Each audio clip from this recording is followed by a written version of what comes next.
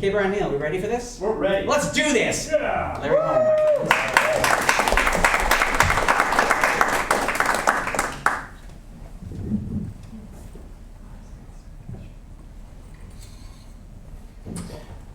Welcome, and thank you all for coming out to listen.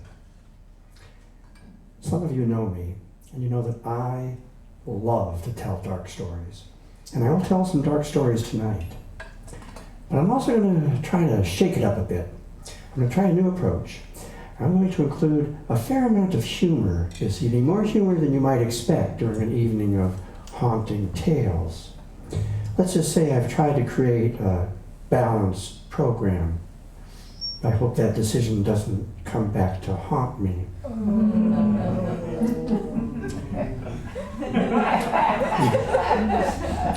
I promise. That was my only joke of the evening.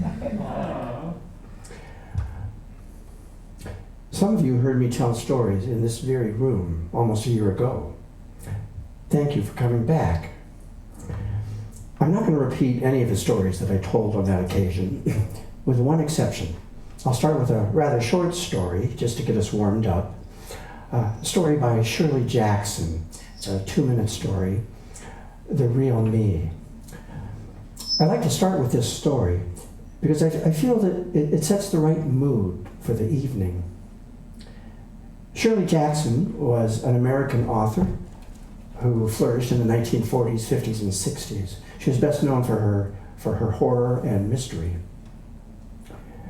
There's one term in this story I want to mention before I start. Some of you might know it, some might not. Some might remember it from last year. And that's the term mandrake. A mandrake is a plant whose root is both hallucinogenic and narcotic. Mandrakes are often mentioned in the folklore about magic and witchcraft. This story was published posthumously in 2016. But I want you to keep in mind that it was written over 50 years ago. And the narrator in the story is very clearly Shirley Jackson. So I want to ask all of you, as best you can, to use the power of your imagination to pretend that you were hearing this story from Shirley Jackson over 50 years ago. The real me.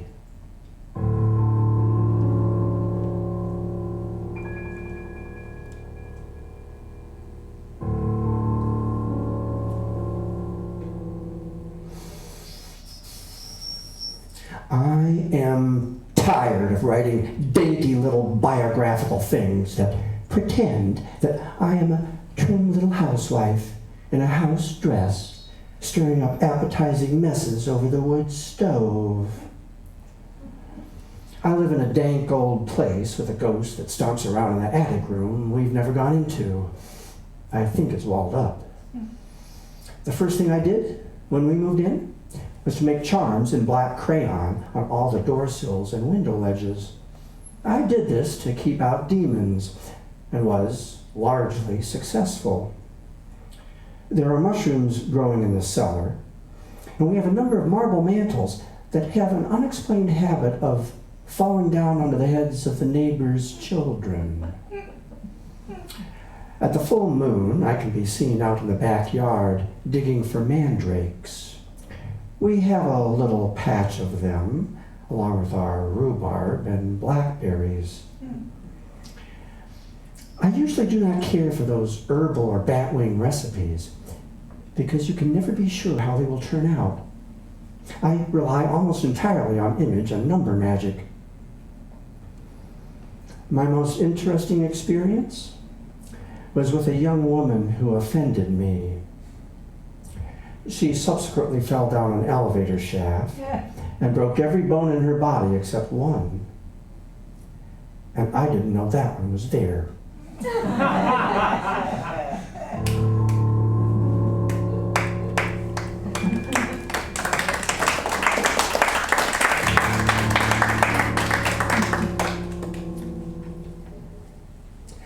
Next is a story by Fredric Brown, another American author from the 20th century. He worked in many genres, including mystery, science fiction, and short fantasy.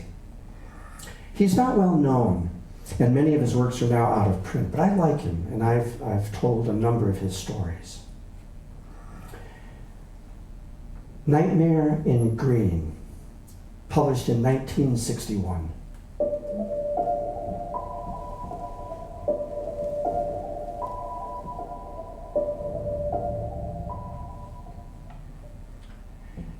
He awoke with full recollection of the decision, the big decision he had made last night while lying in bed trying to go to sleep.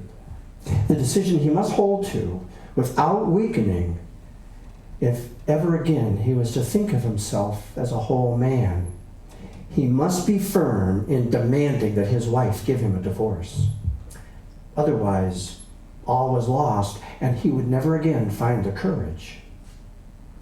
He saw now that it had been inevitable from the very start of their marriage 6 years ago that this turning point would come. To be married to a woman stronger than himself, stronger in every way, was not only intolerable, it was making him more and more a helpless weakling, a hopeless mouse. His wife could and did best him at everything. An athlete, she could easily beat him at golf, at tennis, at everything. She could outride and outhike him. She could drive a car better than he would ever be able to. An expert at almost everything. She could make a fool of him at bridge or chess, even poker, which she played like a man. Even worse, she had gradually taken over the reins of his business and his financial affairs. And she could and did make more money than he had ever made or ever hoped to make. There was no way in which his ego, what little was left of it, had not been bruised and battered over the years of their marriage. Until now, until Laura had come along. Sweet, lovable Laura, who was their house guest this week, and who was everything his wife was not. Fragile and dainty, adorably helpless and sweet. He was mad about her and knew that in her lay his salvation.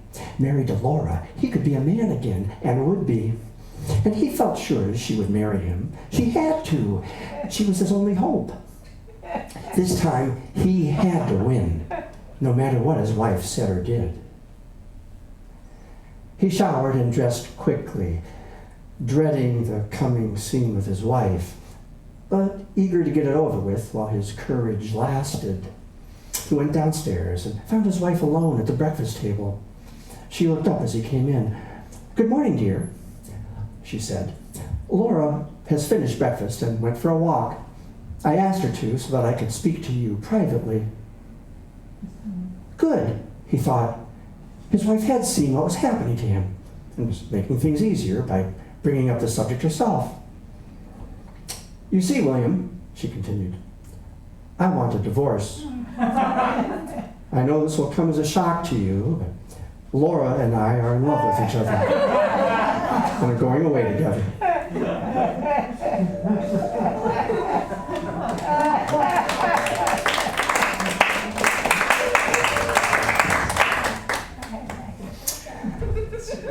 That was Fredric Brown. And I have another story by Fredric Brown. That one was Nightmare in Green. This one is Nightmare in Yellow.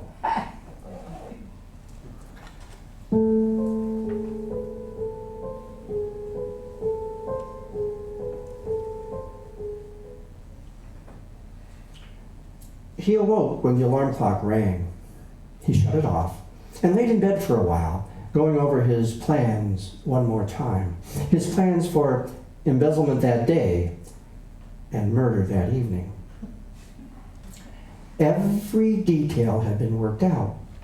Tonight, at 46 minutes after 8, he would be free in every way. He had chosen that moment because this was his 40th birthday, and that was the exact time of his birth.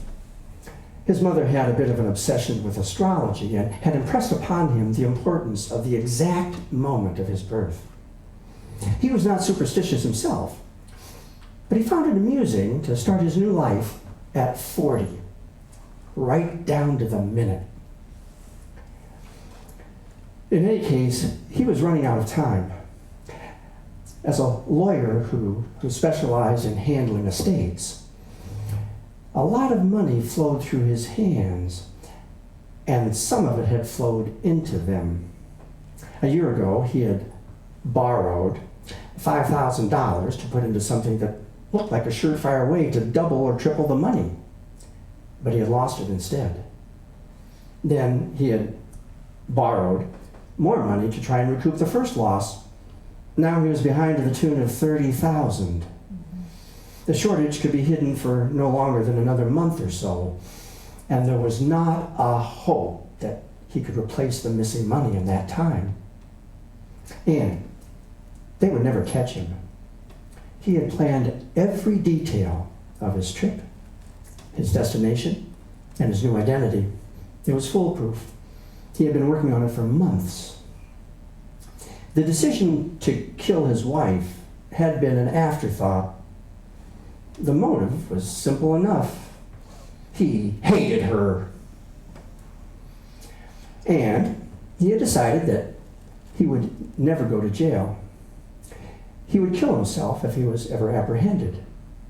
So he decided further that since he would die anyway if he was caught, he had nothing to lose by leaving behind a dead wife instead of a living one. His wife had given him a birthday present yesterday, one day early. A new suitcase. He had barely kept himself from laughing. What could be more appropriate? She also talked him into celebrating his birthday by meeting her downtown for dinner at 7. Little did she guess how the celebration would go after that.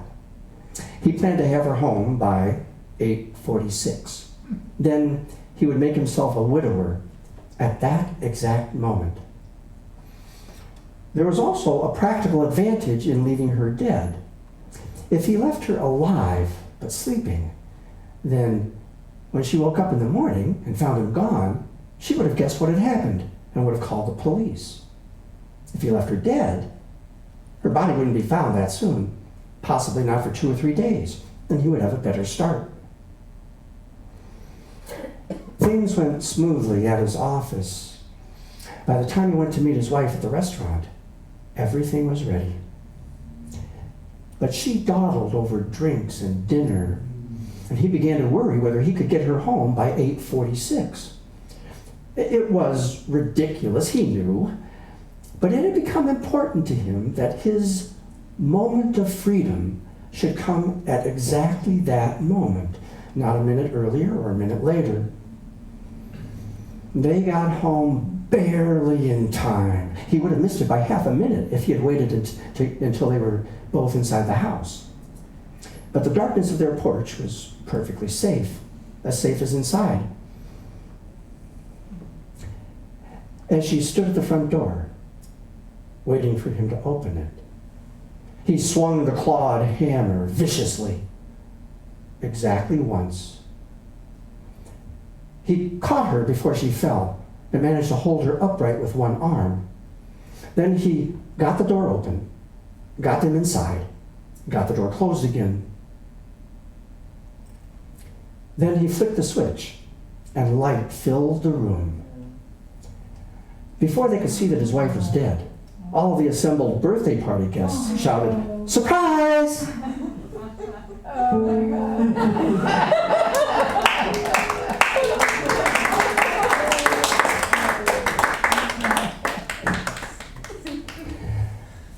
Next is a feature-length story by Richard Matheson, another American writer, also a screenwriter. He also worked in a variety of genres, including fantasy, horror, and science fiction. Many of his short stories were adapted as episodes of The Twilight Zone. This story is entitled The Funeral, published in 1955. It contains over a dozen words that I was unfamiliar with when I first read the story. I had to look them up. So I've included them on the backs of your programs in case some of you are also unfamiliar with them. I do apologize to those listening online who do not have access to the program. So I will mention 2 terms before I get started. I won't go through the whole list because many of them you will be able to figure out from the context. But I want to mention 2 that occur early on, just to get us started. The first is obsequies. Obsequies are funeral rites. And the second is catafalque. A catafalque is a decorative platform often used in a funeral parlor to support the casket. And I promise those are not spoilers. The Funeral by Richard Matheson.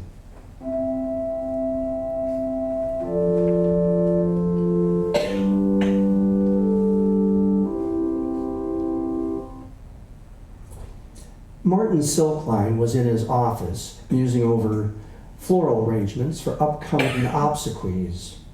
His thoughts were interrupted by the chiming strains of "I'm crossing o'er the bar to join the choir invisible." These chimes announced someone entering Clooney's cut-rate catafalque. Blinking his liver-colored eyes, Silkline knit his fingers to a placid clasp and then settled back against the sable leather of his chair, a smile of funereal welcome on his lips.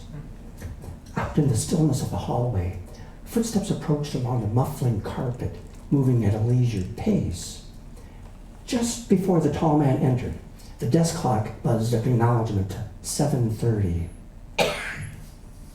Martin Silkline rose to his feet, as if caught in the midst of a tete-a-tete with death's angel. He circled the glossy desk and extended one flaccid-fingered hand. "Ah, good evening, sir," he soothed. His smile, a precise compendium of sympathy and welcome. His voice, a calculated drip of obeisance. The man's handshake was cool and bone-cracking, but Silkline managed to confine his reaction to a momentary flicker of agony in his cinnamon eyes. "Won't you be seated?" he murmured, fluttering his bruised hand toward the grieved one's chair. "Thank you," said the man. "My name is Martin Silkline," offered Silkline as he returned to his chair and settled on the cushion like a diffident butterfly. "Asper," replied the man. "May I say that I am proud to meet you, Mr. Asper," Silkline purred. "Thank you," said the man. "Now then," continued Silkline, getting down to the business of bereavement, "what can Clooney's do to ease your sorrow?" The man crossed his dark-trousered legs. "I should like to make arrangements for a funeral service." Silkline nodded once with a "I am here to succor" smile. "Of course, sir, you have come to the right place." His gaze elevated a few inches. "When loved ones lie upon that lonely couch of everlasting sleep," he recited, "let Clooney draw the coverlet." His gaze returned, and he smiled with a modest subservience. "Mrs. Clooney made that up. We like to pass it along to those who come to us for comfort." "Very nice," said the man. "Extremely poetic, but to details. I would like to engage your largest parlor." "I see," said Silkline, restraining himself, but only with effort, from rubbing his hands together. "That would be our eternal rest room." The man nodded affably. "Fine. And I would also like to buy your most expensive casket." Silkline could barely restrain a boyish grin, his cardiac muscle flexing vigorously. He tried his best to hide the folds of sorrowful solicitude on his face. "I'm sure that can be effected with gold trimmings?" asked the man. "Why, yes," said Director Silkline, his clicking audibly as he swallowed. "I'm sure that Clooney's can satisfy your every need during this time of grievous loss." Then his voice slipped from the condoling to the fiduciary. Naturally, it will entail a bit more expenditure than would otherwise be. The cost is of no importance, said the man, waving it away. I want only the best of everything. It will be so, sir, it will be so, declared a fervent Morton Silkline. Capital, said the man. Silkline went on briskly. Now, shall you be wishing our Mr. Mossbaum to deliver his sermon on crossing the Great Divide? I think not, said the man, shaking his head thoughtfully. A friend of mine will speak at the service. Silkline nodded. Ah, I see. Reaching forward, he plucked the gold pen from its onyx holder. Then, with 2 fingers of his left hand, he carefully drew out an application form from the ivory box on his desk. He looked up with the accredited expression for the asking of painful questions. And what is the name of the deceased, may I ask? Asper, said the man. Silkline glanced up, smiling politely. A relative? Me, said the man. Silkline's laugh was a faint coughing. I beg your pardon. I thought you said me, repeated the man. But I don't, you see, explained the man. I never had a proper going off.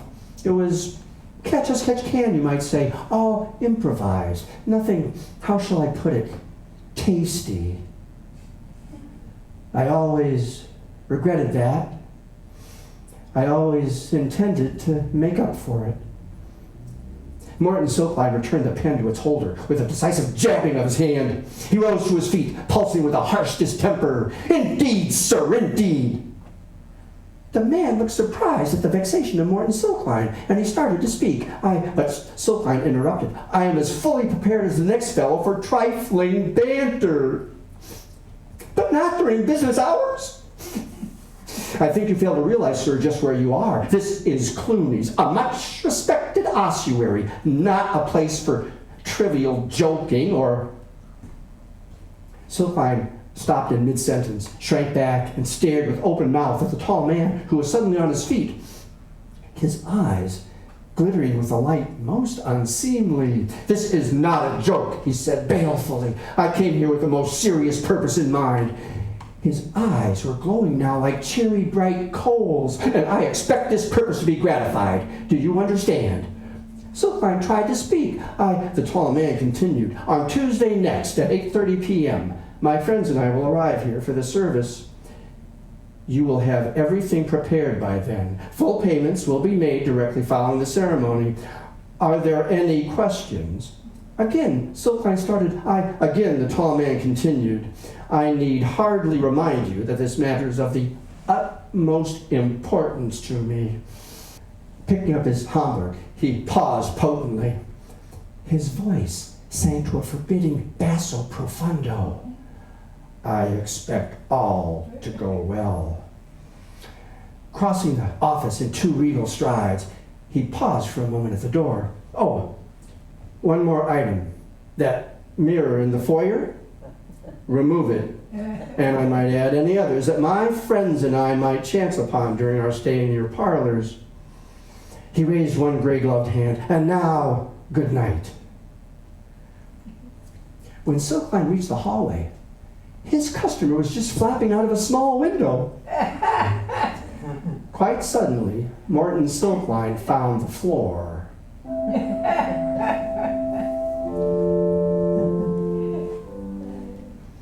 They arrived promptly at 8:30, conversing as they entered the foyer. They were met by Director Silkline, his legs shaking, his eyes ringed by the raccoon circles of sleepless nights. Good evening, greeted the tall man, noting, with a pleased nod, the absence of the mirror on the wall. Silkline tried to reply, but his vocal cords went slack as his dazed eyes moved from figure to figure in the tall man's entourage. The gnarl-faced hunchback, whom Silkline heard addressed as Igor, the peak-hatted crone with a black cat crouched on her shoulder, the hulking, hairy-handed man who clicked his yellow teeth together and regarded Silkline with markedly more than casual eyes, The waxen-featured little man who licked his lips and smiled at Silkline as though he possessed some inner satisfaction, and the half-dozen men and women in evening dress, all cherry-eyed and, Silkline cringed, superbly toothed. Silkline hung against the wall, his mouth a circular entranceway, his hands twitching feebly at his sides. He remained motionless as the chatting assemblage passed him by, heading for the eternal restroom. The tall man said, "Please join us." Silkline stirred fitfully from the wall and wove an erratic path down the hallway, his eyes still saucer round with stupor. The tall man said pleasantly, "I trust everything is well prepared." Silkline squeaked, oh, yes." "Sterling," said the man. When the two of them entered the room, the others were grouped in a semicircle, admiring the casket. "Is good," mumbled the hunchback to himself. "Is good box." The ancient crone stroked her cat and cackled, "Aye, be that a casket or be that a casket, Delphinia?" Delphinia replied, "Meow."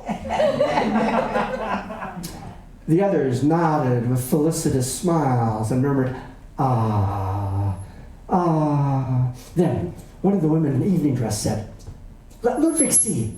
And the semicircle split open so the tall man could pass. He ran his long fingers over the gold trim on the sides and the top of the casket, nodding appreciatively. "Splendid," he said, his voice husky with emotion. "Quite splendid. Just what I always wanted." "You picked a beauty, lad," said a tall, well-dressed gentleman. "Well, try it on for size," declared the chuckling crone.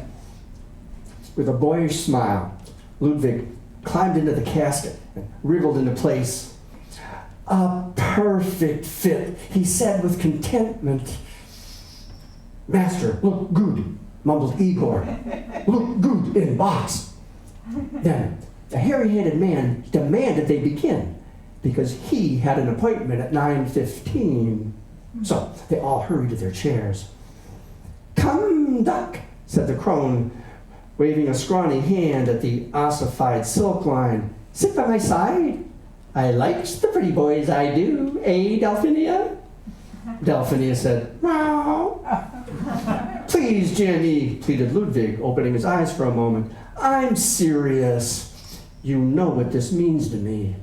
And the crone muttered, "Aye, aye," then removed her peaky hat as the zombie-stiff Silkline quivered into place beside her, aided by the guiding hand of the waxen-faced little man. "Hello, pretty boy," whispered the crone, leaning over and jabbing a spear-point elbow into Silkline's ribs. Then the tall, white-haired gentleman from Carpathia rose to his feet, and the service began.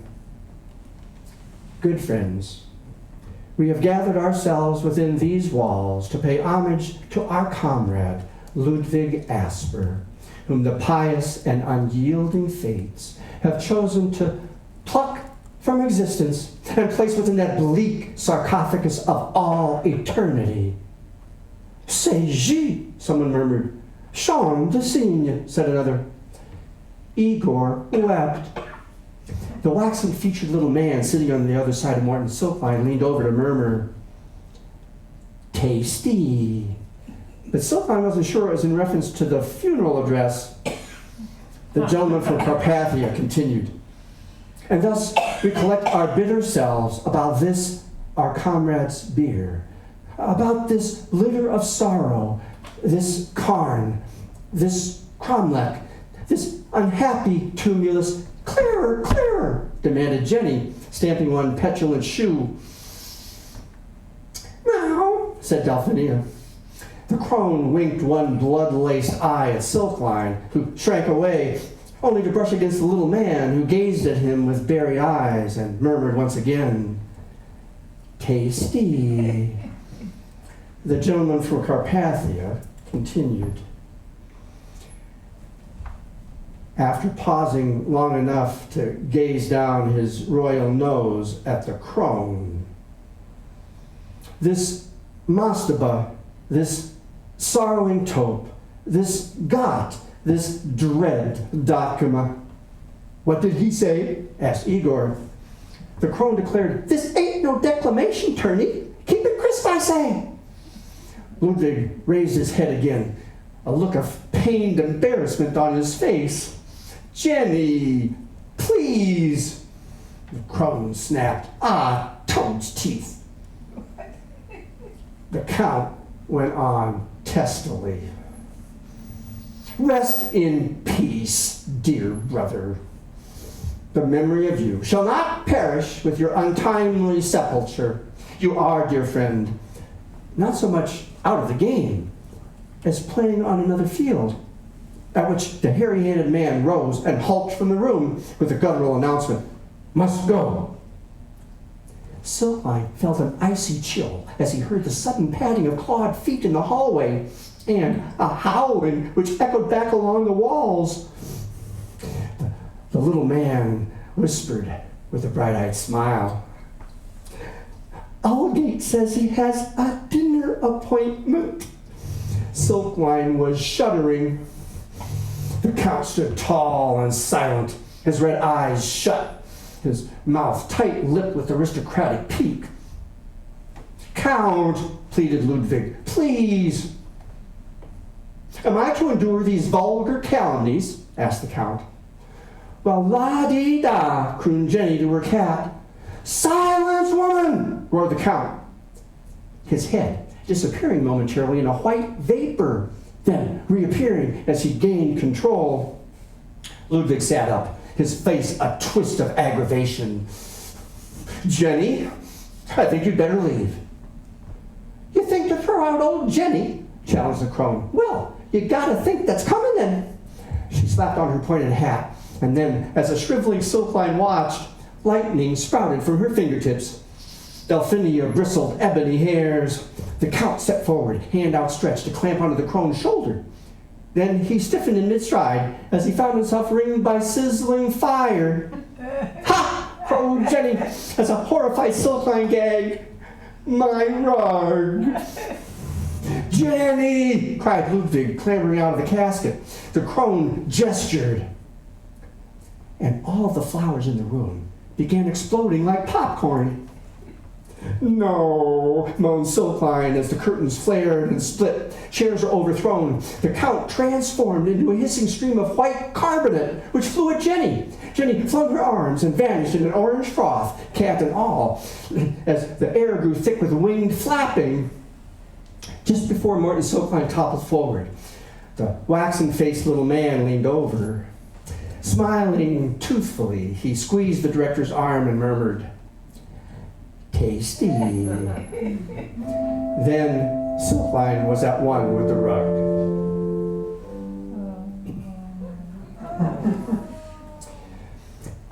Morton Silkline slumped in his sable-leathered chair, still twitching slightly, even though a week had passed since the nerve-splitting event.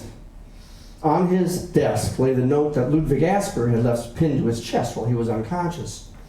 Sir, it read, accept this bag of gold, which I trust will cover all costs. In addition, please accept my regrets that full decorum was not affected by the guests at my funeral. Save for that, the entire preparation was most satisfactory. He put down the note and lovingly touched the hill of glinting coins on his desk. Through judicious inquiry, he had learned of a family connection in Mexico, a cosmetician cousin in Carrillo's cut-rate catacomb.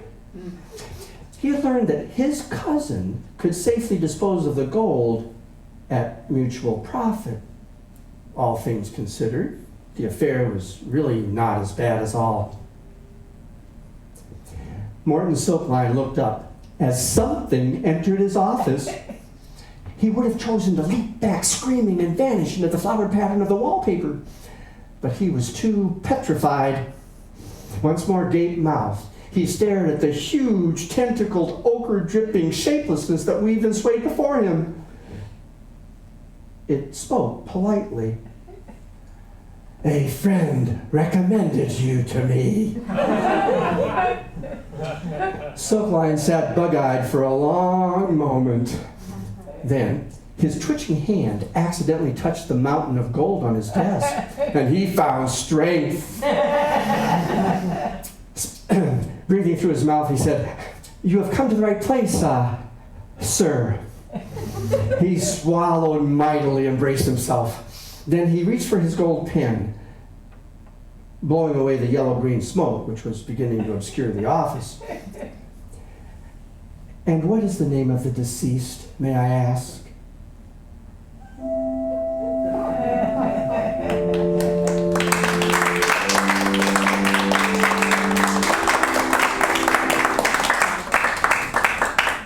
Thank you.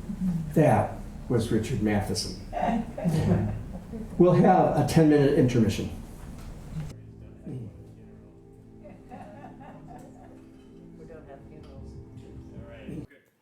Good to go. I'm going to start this next segment with another rather short story, just to get us warmed up again. This one by Terry Pratchett, a British author. Also worked in a number of genres, best known for his fantasy, humor, and satire. Death and What Comes Next, published in 2002.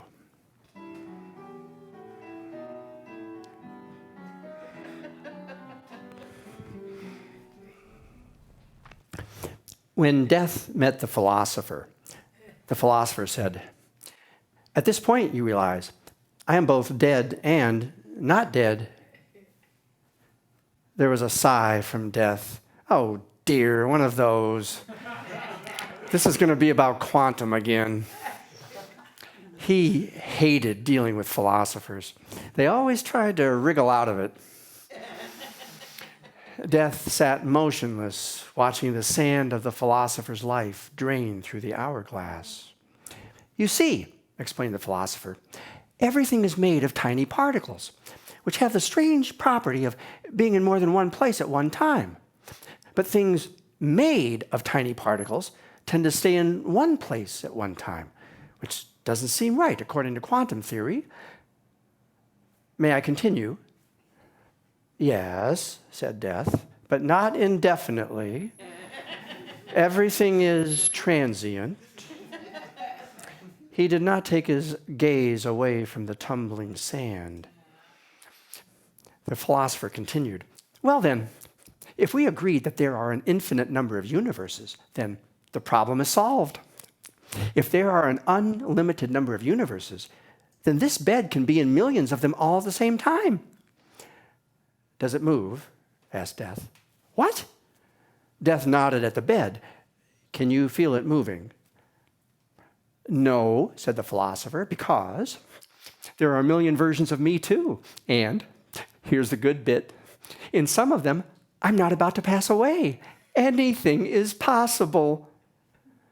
Death tapped the handle of his scythe as he considered this. "And your point is?" "Well, I'm not exactly dying, correct? You are no longer such a certainty." There was another sigh from Death. He stared at the falling sand for a while, thinking about how best to reply. "No answer, eh?" said the dying philosopher. "Feel a bit old-fashioned, do we?" "It is certainly a conundrum," said Death, "and I shall answer it in this manner. You love your wife?" The philosopher looked puzzled. "What? The woman who's been looking after you. You love her?" "Yes, of course." "Can you think of any circumstances where, without your personal history changing in any way, you would, at this moment, pick up a knife and stab her, for example?" "Certainly not," said the philosopher. "Ah, but your theory says you must. It is easily possible within the physical laws of the universe, and therefore must happen, and happen many times. Every moment is a billion moments, and in those moments, all things that are possible are inevitable." The philosopher began to reply, "But of course, we can make choices between are there choices?" Death interrupted.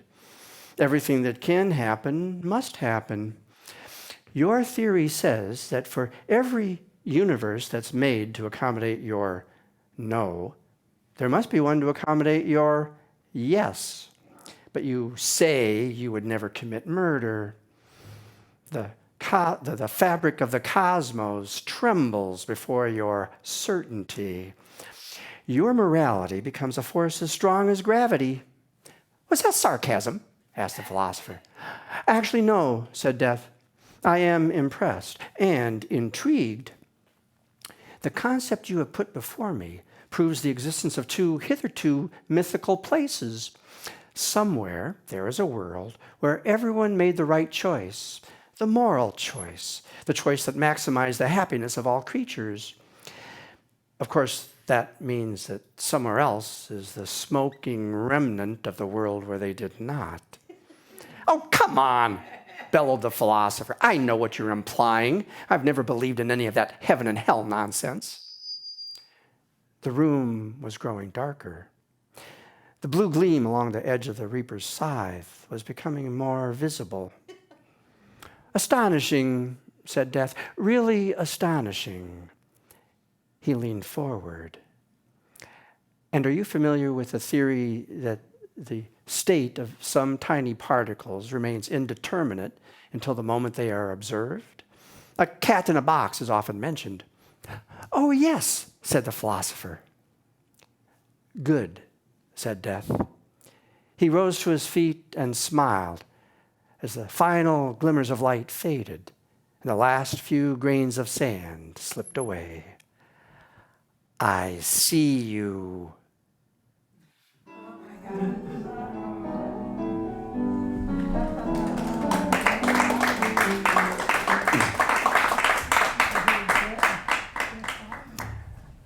That was Terry Pratchett. Next is a feature-length story by Ray Bradbury, another 20th century author, a highly celebrated author who also worked in many genres, including fantasy, science fiction, horror, mystery, and realistic fiction. This story was published in 1946 at the very beginning of his career. Let's play Poison by Ray Bradbury.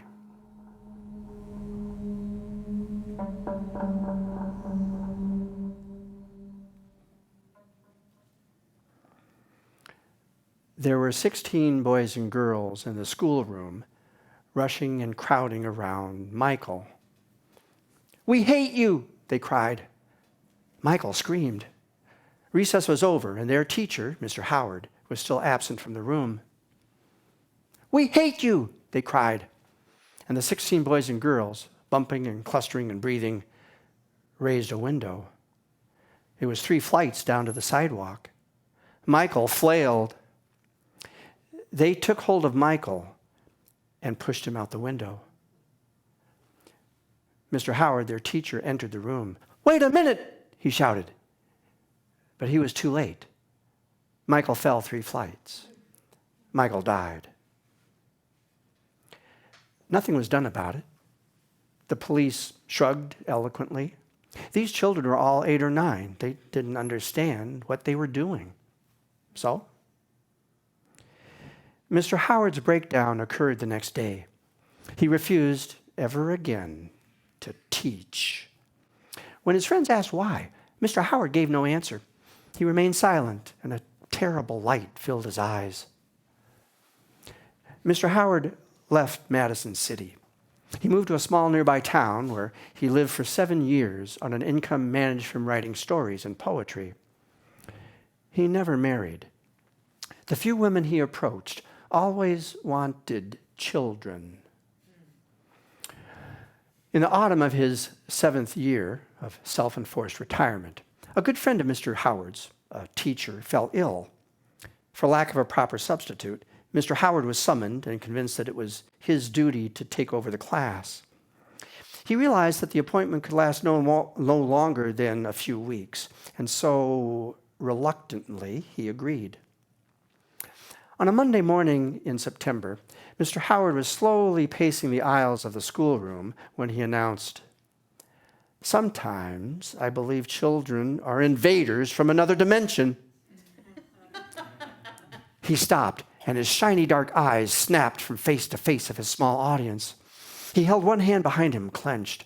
The other hand climbed his lapel as he talked, and later climbed back down to toy with his ribboned glasses. "Sometimes," he continued, looking at William Arnold and Russell Newell and Donald Bowers and Charlie Hencoop, "sometimes I believe children are little monsters thrust out of hell because the devil could no longer cope with them. And I certainly believe everything should be done to reform their uncivil little minds." Most of his words ran unfamiliarly into the washed and unwashed ears of Arnold, Newell, Bowers, and company. But his tone inspired dread. All stared at Mr. Howard as if hypnotized. He continued, "You are another race entirely. Your motives, your beliefs, your disobediences. You are not human. You are children. Therefore, until such time as you are adults, you have no right to demand privileges or question your elders who know better." He sat in the chair behind the neat desk. "Living in your world of fantasy," he said, scowling darkly. "Well, there'll be no fantasy here. You'll soon learn that a ruler on your hand is no dream, no fairy frill, no Peter Pan excitement." He snorted. "Have I frightened you?" "I have." "Good. Well and good. You deserve to be. I want you to know where we stand. I am not afraid of you. Remember that. I am not afraid of you." He drew back, and as all of their eyes stared at him. "Back there!" He flung a glance clear across the room. "What are you whispering about back there? Some necromancy or other?" A little girl raised her hand. "What's necromancy?" "We'll discuss that when our two young friends, Mr. Arnold and Mr. Bowers, explain their whispers. Well, young men?" Donald Bowers slowly stood up. "We don't like you. That's all we said."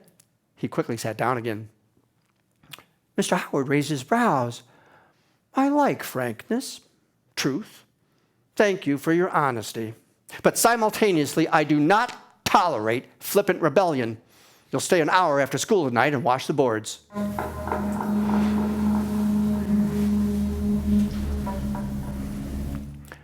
Mr. Howard was walking home after school with autumn leaves falling before and after his steps when he caught up with 4 of his students.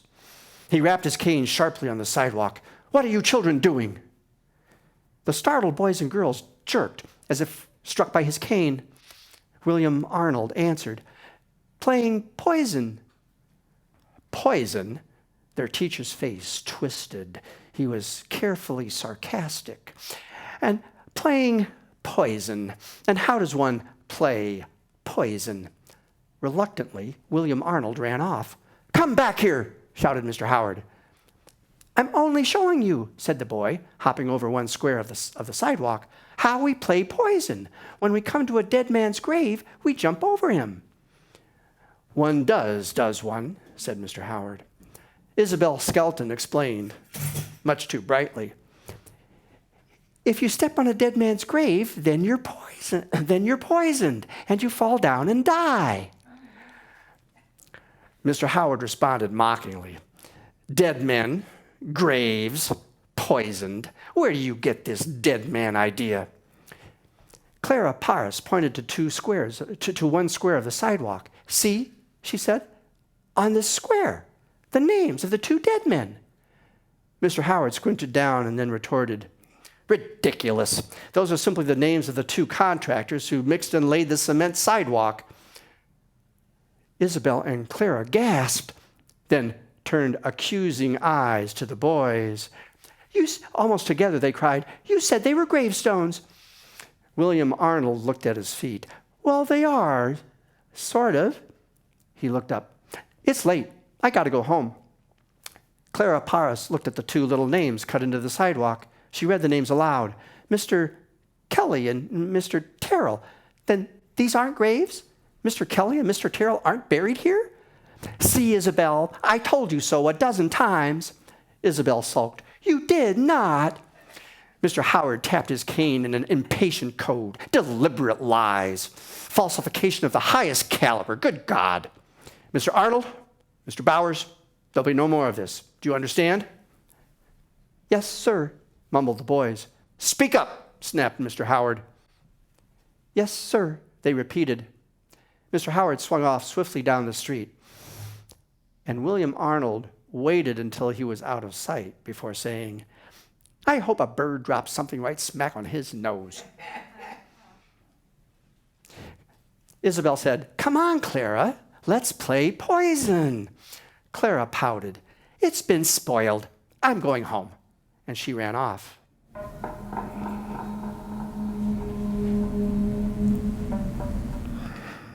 Saturday morning, Mr. Howard glanced out his front window and swore when he saw Isabel Skelton making chalk marks on his sidewalk and then hopping about, making a monotonous sing-song with her voice.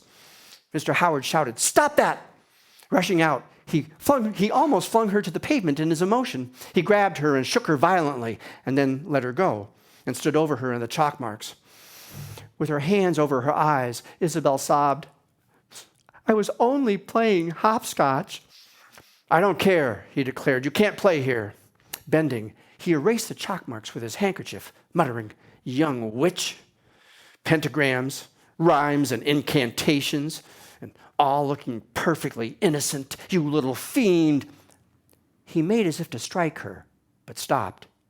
Isabel ran off, wailing. He shouted after her, Go ahead, you little fool. Run off and tell your little cohorts that you failed. They won't get around me, they won't. He stalked back into his house and poured himself a stiff drink of brandy and drank it down. The rest of the day, he heard the children playing kick the can, hide and seek, over Annie over, jacks, tops, and mibs. The sound of the little monsters in every shrub and shadow would not let him rest. He thought, another week of this and I'll be stark staring mad. He flung his hand to his aching head. God in heaven, why weren't we all born adults? Another week passed with the hatred growing between him and the children. The hate and the fear growing apace. The nervousness, the sudden tantrums over nothing, and then the silent waiting. But they won't touch me. They won't dare touch me, thought Mr. Howard, sucking down one glass of brandy after another. Anyway, it's all very silly. I'll soon be away from here and from them. I'll soon. There was a white skull at the window. It was 8 o'clock on a Thursday evening. It had been a long week with the angry flares and the accusations. He had to continually chase the children away from the water main excavation in front of his house. Children loved excavations, hiding places, pipes and conduits and trenches, and there were ever a scramble over and on and down in and up out of the holes where the new pipes were being laid. It was all finished. Thank the Lord. And tomorrow, the workers would shovel in the earth and tamp it down and lay a new cement sidewalk, and that would eliminate the children. But right now, there was a white skull at the window. There could be no doubt that a boy's hand held the skull against the glass, tapping and moving it. There was a childish tittering from outside. Mr. Howard burst from the house. Hey, you! He exploded into the midst of 3 running boys. He leaped after them, yelling and shouting. The street was dark, but he could see them jump beyond and below him. He could see them sort of bound and could not remember the reason for this. until it was too late. The earth opened under him, and he fell and lay in a pit, his head taking a terrific blow from a laid water pipe. And as he lost consciousness, he had the impression as if an avalanche was set off by his fall, cascading down cool, moist pellets of dirt upon his pants, his shoes, his coat, upon his spine, upon the back of his neck, his head, filling his mouth, his ears, his eyes, his nostrils. The next morning, the neighbor lady knocked on Mr. Howard's door. She had the usual eggs wrapped in a napkin, and she knocked for 5 minutes. When she finally opened the door and walked in, she found nothing but specules of rug dust floating in the sunny air. The big halls were empty. The cellar smelled of coal. And the attic had nothing in it but a spider and a faded letter. Funniest thing, she said many times over the following years. Whatever happened to Mr. Howard? And in all the following autumns, adults paid no attention to the children playing poison on Oak Street. Even when they leapt over one particular square of cement and glanced down at the marks on it, which read, Mr. Howard. Billy asked, "Who's Mr. Howard?" His friend replied, "I guess he's the guy who laid the cement." Billy shouted, "You're poisoned. You stepped on it."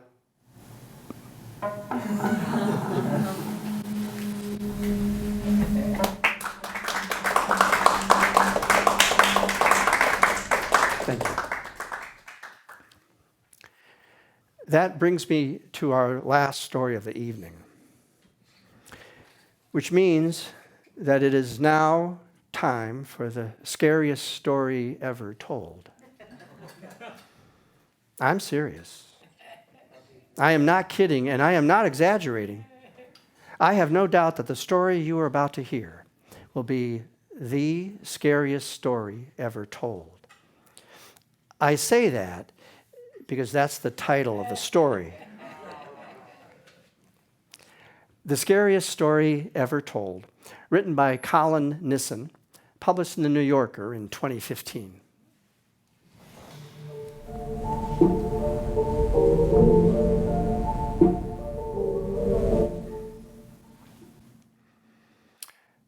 At the end of a quiet road, behind a veil of twisted black oak trees, there was a house.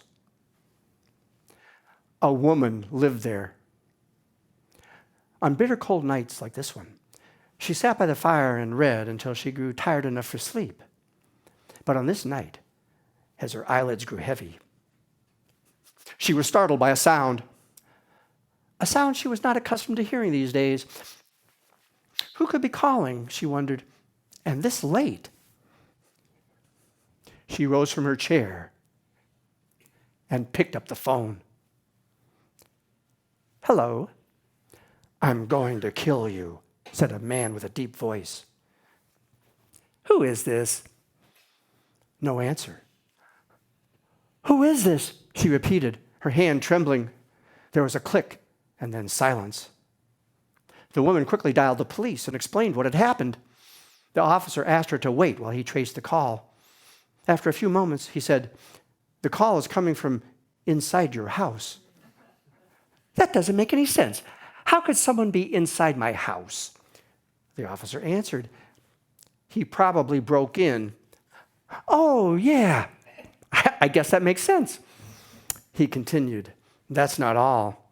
I'm not really a police officer." "You're not?" "No. I'm the killer guy from before. I never actually hung up." "But I heard a click." The man on the phone made a clicking sound with his tongue. "Like that?" he said. The woman answered, "Wow, that's really good." "Thanks," said the man on the phone. "So, are you really inside my house?" "Yeah, totally." "Where?" The man's breathing grew heavier. "I like your hair." "Wait, you can see me?" "Yes." "Wait." You like my hair? It's very nice. If you can see me, then what am I wearing? The man on the phone replied, looks like a blouse from Banana Republic and a skirt from Ann Taylor Loft. Wow, you really can see me. Yes, that's not all. I can also see. Wait, what the hell is that? What? There's a ghost hovering near you. It's sort of hard to trust you after that click thing. No, I'm serious. Over by the couch. The woman turned and gasped, oh my God, I see it. I knew this place was haunted. The man on the phone said, holy cow, is it a kid? Oh, he's all translucent. The woman said, looks like a little boy. The man on the phone asked, what does he want? The woman answered, I think he wants to play. He's holding a kite. The ghost boy floated closer and said, play with me. The man on the phone said, oh my God, he can talk. The ghost boy repeated, play with me. The man on the phone said, no, thank you. The woman said, he can't hear you. Put me on speaker. Hold on. Try now. The man on the phone said, we do not want to play with you. Okay, Junior, just run along. The ghost boy said, why? Playing is fun. The man on the phone said, no, it's not. The ghost boy turned to the woman. Who are you? And what are you doing in my house? The woman said, oh, I'm Ellen. I actually live here now. And the voice you're hearing over the phone is, then speaking into the phone, she said, I didn't get your name. The man on the phone said reluctantly, it's Douglas. Ellen explained, Douglas is hiding somewhere in here to kill me. Right, Douglas? That was the plan. The ghost boy said, wow, and you guys are afraid of a kid with a kite? A dead kid with a kite, said Douglas. There was a heavy silence for several moments. Suddenly the doorbell rang. Douglas said, expecting someone? It rang again. Ellen walked over and opened the door. Standing there was a hulking man in ratty clothes, barely concealing a bloodied machete behind his back. Pardon me, ma'am, my car broke down. I was wondering if I could recharge my phone in your house. Ellen said, sorry, I don't think so, and started to close the door. The man shoved his foot inside and said, well, I do think so. Ellen stumbled and fell to the floor. Douglas screamed, who the hell is that? I'm a homicidal drifter, said the drifter, looking confused. Who the hell are you? And where is that voice coming from? Ellen explained, he's a killer hiding in my house. Then holding up the phone, she said, his name is Douglas. The drifter looked around nervously. Hiding? Where? The ghost boy said, he's in the closet. The drifter said, what the hell is that? The ghost boy answered, I'm a ghost. I used to live here like 100 years ago. Do you want to play with me? The drifter said, hell no, I don't want to play with you. What's going on in here? The ghost boy yelled, what's going on is no one will play with me. Douglas yelled, look, kiddo, no one wants to fly a kite at night, so give it up. The ghost boy began to cry. Ellen chided, now you've made him cry. Douglas! Douglas said, sorry if I'm a little on edge because you let a killer into the house. Ellen retorted, first of all, I didn't let him in. He barged in. The drifter said, that's true, I did. Ellen continued, second of all, you're also a killer, Douglas. The drifter said, touché. Ellen added, third of all, don't say sorry to me. Say sorry to the dead kid. Douglas sighed. Okay. I'm sorry. I shouldn't have snapped at you. The ghost boy smiled. and everyone seemed to calm down a bit until the doorbell rang again. Ellen walked toward the door. In unison, the other three shouted, "Don't!" Ellen opened the door.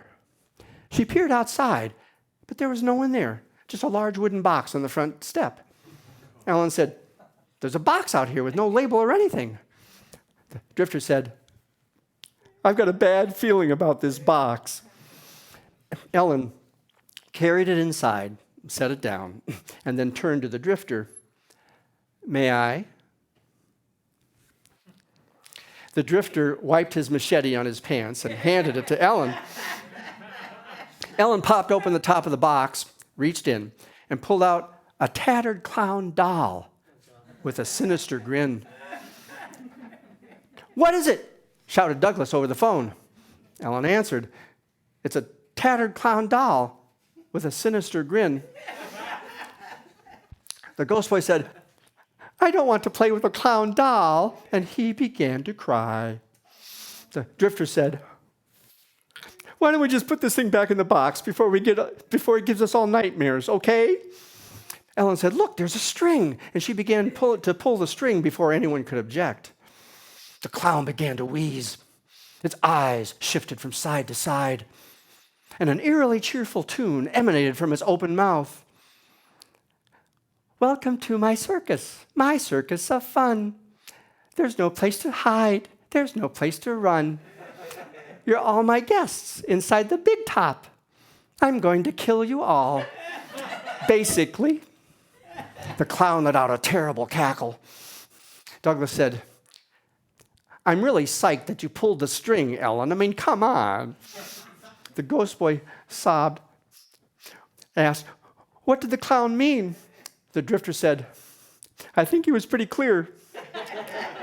He's going to kill us all, basically." Ellen asked, "How is a clown doll going to kill us?" They each silently surveyed the room in anticipation. Suddenly, the lights went out. The ghost boy shouted, "What happened? Who did that?" The drifter said, "I can't see a thing. It's too dark." Through the darkness, Ellen let out a cry, "Oh, no!" Douglas screamed, "Ellen, what is it?" The drifter said, with his voice shaking, "It's the clown. He must have killed Ellen, and we're next." The ghost boy sobbed, "He killed Ellen?" Seconds later, the lights flickered back on. Ellen was still very much alive, and she raised her hands to her face.